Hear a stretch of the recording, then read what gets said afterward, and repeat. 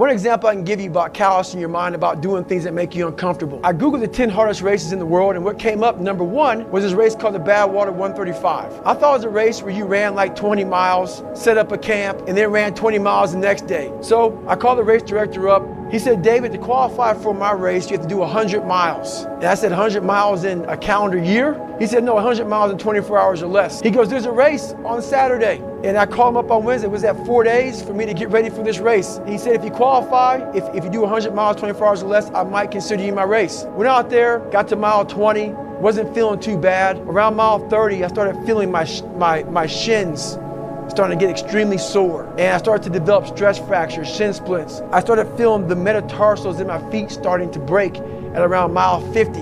By mile 70, I was totally destroyed. And I sat down in this blue lawn chair and I literally couldn't stand up. I was discolored, I was pale. I was in the worst shape of my entire life. I've been in 3 hell weeks, Ranger school, and this was the worst situation I've been in my entire life. I thought I was literally dying. And I had to make this enormous thing small. My dizziness went away after about an hour. I got to mile 81. They said, you're not gonna make the time. I had 24 hours and I was going so slow, taking so much time. This is when I realized my mind and my body and my spirit became one for the first time ever. And I went to a level that I never thought was humanly possible for myself or anybody else. And I ran 19 miles, did 100 miles, actually did one more mile.